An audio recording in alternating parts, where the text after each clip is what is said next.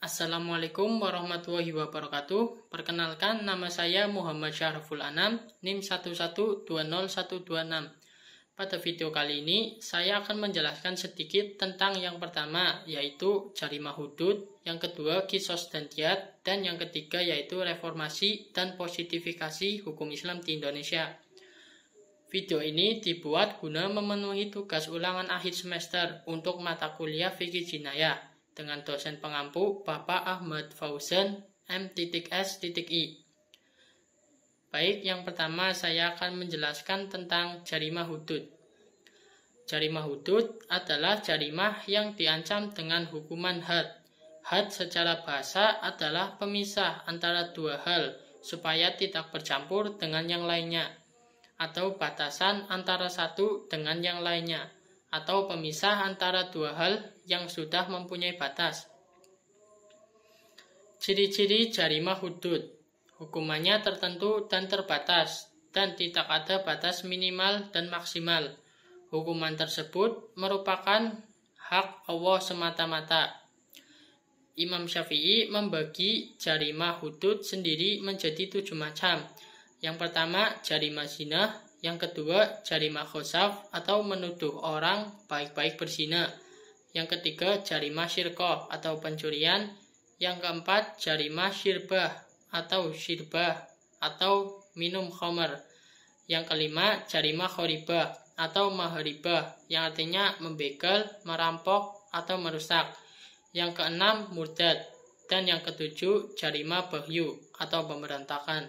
Sedangkan Imam Hanafi sendiri mengatakan bahwa jarimah hudud hanya 5 saja dari yang di atas, yaitu dikurangi pemberontakan dan murdad. Selanjutnya yaitu ada jarimah khosaf. Jarimah khosaf merupakan suatu ketentuan pidana baru yang dikenal di Indonesia yang belum diatur dalam ketentuan KUHP. Ada 3 akibat hukum jarimah khosaf. Yang pertama yaitu apabila penuduh bersumpah dan tertuduh tidak mau bersumpah, maka tertuduh terkena hukuman zina. Yang kedua, apabila penuduh tidak mau bersumpah dan tertuduh mau bersumpah, maka penuduh terkena hukuman qadzaf. Yang ketiga, apabila penuduh dan tertuduh saling bersumpah, maka keduanya dibebaskan dari hukuman dan putus tali perkawinannya. Syirbah atau dalam artian minum khamar, yang disebut dengan khamar menurut Abu Hanifah adalah perasan anggur ketika mendidih dan mengeluarkan buih.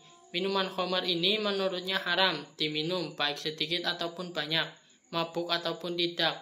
Ilat keharamannya adalah zatnya khamar tersebut.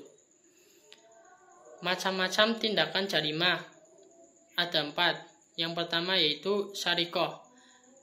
Secara sederhana, definisi syarikoh adalah mengambil sesuatu secara sembunyi-sembunyi dari tempat yang dilarang. Jadi syarat syarikoh harus ada unsur mengambil yang bukan haknya secara sembunyi-sembunyi dan juga mengambilnya pada tempat asli atau yang semestinya. Hukuman terhadap pelaku pencuri adalah potong tangan berdasarkan surat Al-Maidah ayat 38.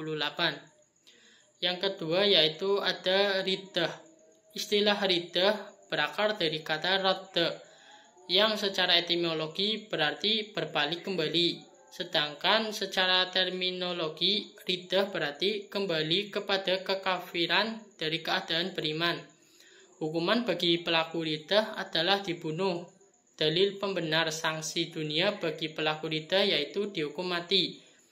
Adalah hadis yang diriwayatkan dari banyak versi, namun yang paling terkenal dan sahih di antara hadis-hadis tersebut menurut Al-Buti adalah hadis yang diriwayatkan oleh Abdullah ibnu Abbas. Yang ketiga ada bukhot. Menurut istilah al-baghyu adalah pemberontakan, adalah keluar dari ketaatan kepada imam atau kepala negara yang benar, sah dengan cara yang tidak benar atau sah. Dari pengertian di atas dapat disimpulkan ada 3 unsur pemberontakan. Yang pertama, pembangkangan terhadap kepala negara. Yang kedua, pembangkangan dilakukan dengan kekuatan. Dan yang ketiga, ada niat yang melawan hukum. Yang keempat ada hirabah.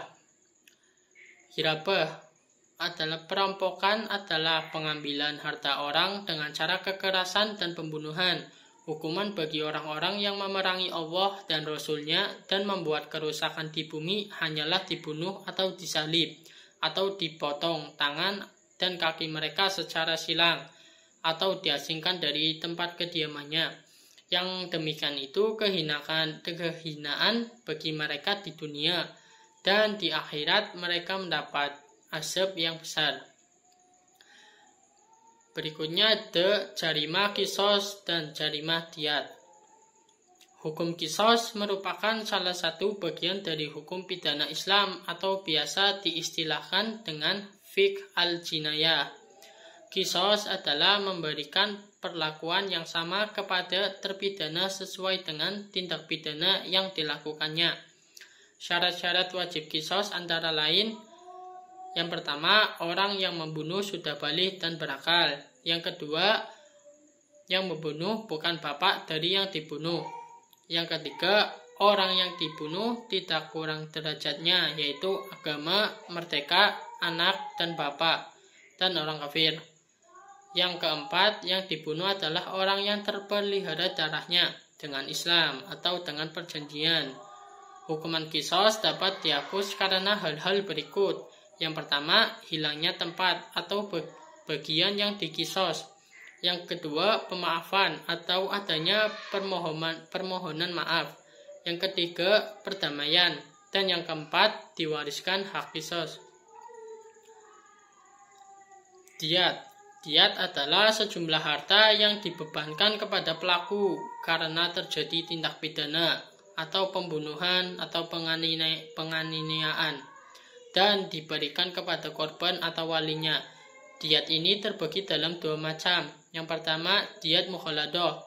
Diyat mukhaladah adalah denda disebabkan karena membunuh seseorang yang merdeka Islam secara amdin.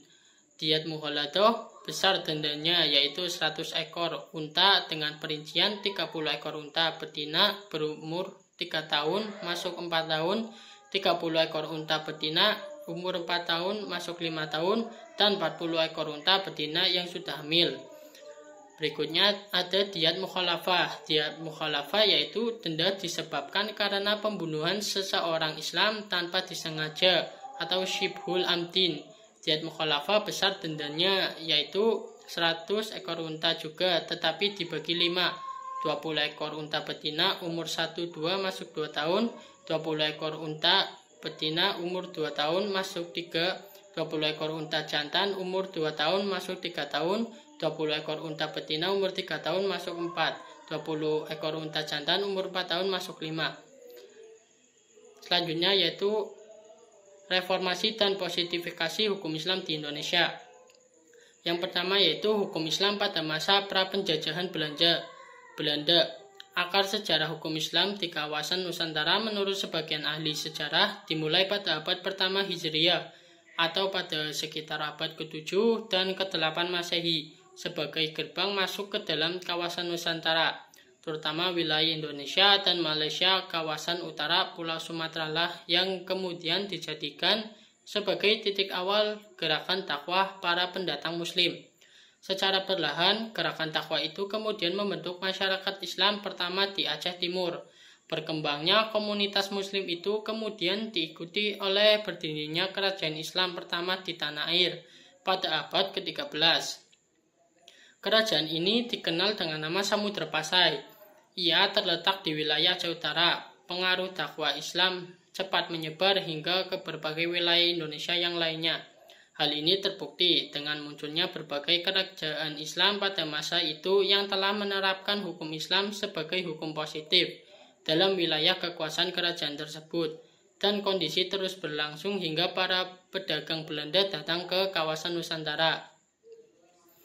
Yang kedua yaitu hukum Islam pada masa pendudukan Jepang. Pada masa ini nyaris tidak ada perubahan berarti bagi posisi hukum Islam selama masa pendudukan Jepang di tanah air.